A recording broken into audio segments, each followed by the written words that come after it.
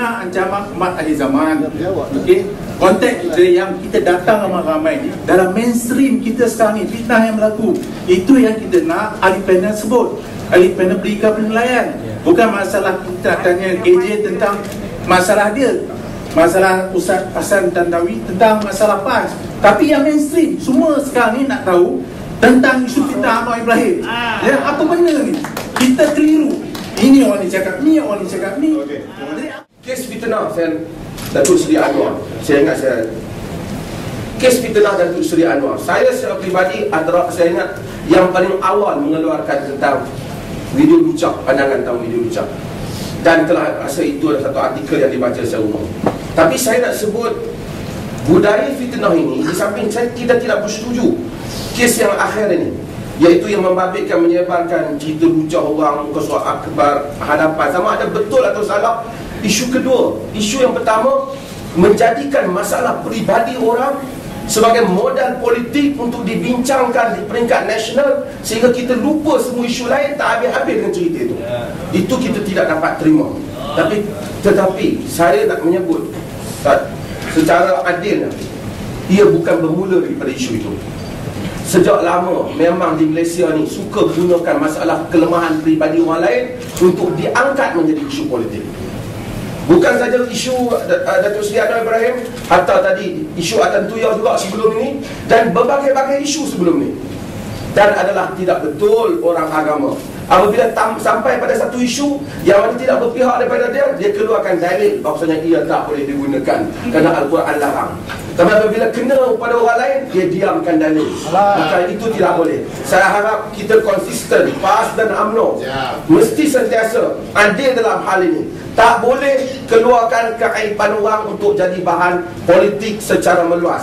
Tidak PAS, tidak UMNO, secara adil. Dan ini yang mesti ulama lakukan. Ulama UMNO tak boleh bercakap hanya apabila kena batang hidung UMNO saja, dan tidak boleh ulama PAS hanya bercakap apabila kena batang hidung PAS saja. Jika itu boleh dilakukan, hasrat Ketua Pemuda saya fikir dapat dilaksanakan. Saya tanya kepada Raihan Perkasa, bekas pemimpin Perkasa, yang menyatakan media jika tak dikawal akan menjadi bahan kepada fitnah. Dan harap bekas Perkasa ni ada kena tegur jugalah akhbar-akhbar yang suka talk gambar-gambar udur-udur di muka depan itu. Terima kasih. Okey. Sebagaimana saya menyebut tadi, tidak mengapa untuk kita membuat tuduhan. Pernah satu ketika Sayyidina Umar dia datang bertemu dengan anggota kabinet. Dia kata, saya menyaksikan berlakunya satu kes begini. Adakah apakah pandangan tuan-tuan semua?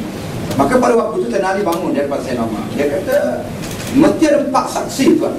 Mesti ada 4 saksi. Kalau tuan gagal mendatangkan 4 saksi, 80 orang. Sebab ini berkait dengan apa yang disebut oleh Allah. Walladzina yarmunal muhsanat. Orang yang nak melemparkan tuduhan kepada muhsanat, itu termasuklah muhsanat, itu termasuk dengan muhsinin sebagaimana ditafsir oleh mufassirin. Summa lam ya'tu bi arba'ati syuhada fajliduhum samanina jaldah. Kemudian dia gagal untuk mendatangkan 4 saksi, maka mestilah disebab sebanyak 80 tahun. Apabila diperingatkan begitu pada Sayyidina Umar, Amirul Mukminin, Sayyidina Umar kata, kalau begitu aku tidak ada dakwah, aku tidak dakwah dan aku tidak nampak apa-apa. Walaupun itu datang daripada Amirul Mukminin.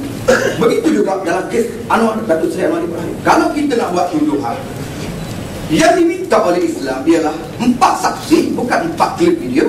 4 saksi lagi yang adil. Kita nak kontra dengan Quran, tak boleh. Ini wahyu dan ini adalah suatu kehendak daripada agama. Baik, kalau sekiranya tidak ada saksi, bagaimana? Apakah kita nak gelarkan begitu saja? Macam mana? Itu kehendak agama.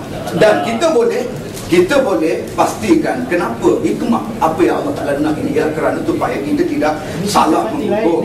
Kita tidak salah mengukur. Sebab kaedah dalam Islam, salah salah membebaskan seseorang yang silap ataupun salah, itu lebih baik daripada kita tersalah menjatuhkan hukuman kepada orang yang salah, orang yang silap. Jadi orang yang tidak bersalah, kita salah menjatuhkan hukuman kepada orang yang tidak bersalah, itu lebih teruk akibatnya daripada kita tersalah membebaskan orang yang bersalah. Keadaan Islam ini supaya kita dapat memelihara maruah orang. Itu yang pertama. Kita bimbang juga dalam video ni, dia mungkin banyak spekulasi lagi yang boleh diperbahaskan dengan manipulasi teknologinya seumpamanya. Jadi biar ada tampak saksi jelas. Kalau ada tampak saksi, saya pun akan turut sama bersama dengan pendakwa jika ada 4 saksi yang adil. Tapi kalau dituduh dengan tanpa ada 4 saksi, kemudian ditayang ke serata dunia dengan laman webnya, dengan surat khabarnya, saya kira ini hanya bertujuan untuk menjatuhkan maruah, bukan untuk menegakkan keadilan. Fitnah. Ini adalah fitnah. Ini adalah satu fitnah yang menjadikan suasana itu kucak kacir, gundah kelana dan saya harap perkara yang sama juga dia boleh bawa dalam isu padanan Wikileaks kan? Tentang logo lama kan? Sepatutnya benda yang sama juga konsisten oleh semua pihak. Cuma masalahnya saya agak tak tahu isu, tak apalah, biar cuba di final ni. Okey, cuma saya agak bertanya pada diri saya sendiri waktu ada tayangan perdana di hotel apa? Samosa itu, di manakah Jawi? Jawi ni kalau orang berceramah tak ada tauliah, secepat roket dia akan datang anda. Itu jais. Okay. Tetapi isu jenayah yang ada dalam enactment jaya syariah, iaitu isu qazaf. Tetapi tak bolehkah Jawi mengambil tindakan terhadap orang yang menayangkan video ucap Jawi? Samosa tu Jawi ataupun Jawi? Tak boleh ke mereka ambil tindakan? Ataupun Jabatan Agama ni dia ada pendakwaan terpilih saja. Kerana itu, jadi mungkin satu persoalan kita boleh berikan, tak kisahlah video Anwar ke video siapa pun, saya rasa itu jenayah syariah yang perlu Jawi ambil tindakan, dan Jawi berdiam diri dan menyebabkan masyarakat hilang percaya kepada institusi agama. Jangan salahkan masyarakat. Teruskan. Ya, terima kasih. Moderator, saya nak jawab soal isu berita video, rakaman berita video Sri Anwar. Saya rasa kita semua setuju bahawa kita tidak mahu aibkan mana-mana orang. Itu penting. Dalam politik, mana-mana politik, terutamanya politik negara majoriti Islam seperti Malaysia, perlu kita ada peradaban di mana kita tidak mengaibkan orang. Dan saya lah orang yang pertama yang setuju, yang mengatakan sekiranya telah diadakan tayangan perdana video lucah, perlu ada tindakan kepada mereka yang tayang video tersebut. Itu jelas. Yang kedua, yang disebut oleh Ustaz Nasruddin tadi, saya setuju. Memang kalau kita lihat dari segi hukum hudud ini dia tidak boleh ditambah, tidak boleh ditokok, tidak boleh diubah. Maksudnya, kalau sekiranya tidak ada 4 saksi dalam kes zina, maka ada tuduhan qazaf. Qazaf maknanya hukumannya 80 sebatang. Kalau zina dibuktikan dengan 4 saksi yang waras, yang adil, maka tuduhannya, ini hukumannya apa? Hukumannya adalah rejam sampai mati kalau sekiranya kahwin, ataupun 100 kali sebatang sekiranya belum kahwin. Itu tak boleh diubah, itu tak boleh ditokok tambah. Tetapi kita kena tanya, undang-undang Islam ini bukan hanya di Malaysia, di wilayah persekutuan, bukan hanya hudud, bukan hanya kisah, tetapi ta'zir juga. Kalau kita lihat kepada hukum Akta Kesalahan Jenayah Syariah wilayah persekutuan tahun 1997, apa yang terkandung dalam akta tersebut, yang diguna pakai oleh PAS juga, yang diguna pakai oleh PKR juga, yang bawa kes qazaf kepada Mahkamah Syariah di wilayah persekutuan, adalah undang-undang ta'zir. Maksudnya bukanlah undang-undang hudud. Kalau sekiranya kita tengok kepada kes zina dalam undang-undang wilayah persekutuan, kes jenayah syariah wilayah persekutuan, itu bukan hukum hudud. Sebab hukumannya bukan hukuman rejam sampai mati. Hukumannya bukan hukuman sebat 100 kali. Hukumannya adalah hukuman apa?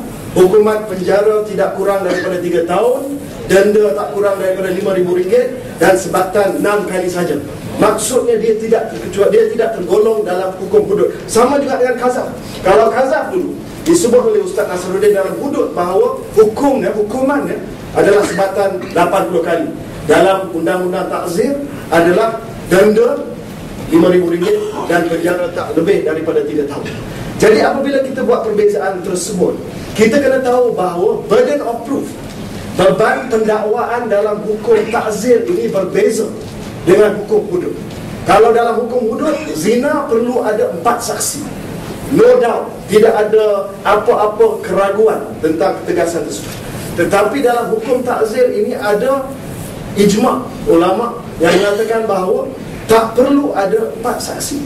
Boleh diguna pakai bukti-bukti seperti keterangan saksi, boleh digunakan circumstantial evidence, malah boleh digunakan DNA dan juga pita rakaman. Ini jelas sebab takzir, bukan hukum hudud. Jadi kita kena bezakan dan kita kena tanya diri kita sendiri bahawa sebenarnya kalau kita cakap soal hukum hudud, sayalah orang pertama yang setuju dengan Ustaz Nasruddin. There is no doubt. Kita tak menyanggah. Tetapi soal takzir, kita letak kepada isu yang sebenar. Dan walaupun kita kata kita tak nak aibkan, saya setuju, jangan kita aibkan. Dan selagi benda ni dipanjangkan, Datuk Seri Anwar akan diaibkan. Sebab itu saya minta atas kapasiti Ketua Pemuda mewakili semua, kita minta supaya cepat dibuat siasatan, dapat pastikan siapa yang ada dalam video tersebut, kesahihan video tersebut. Ustaz Nasruddin risau mungkin ada gangguan teknologi dan sebagainya. Kita buat secara transparent, dan sekiranya ada kesalahan, bawa dalam undang-undang takzir yang jelas berbeza daripada hukum.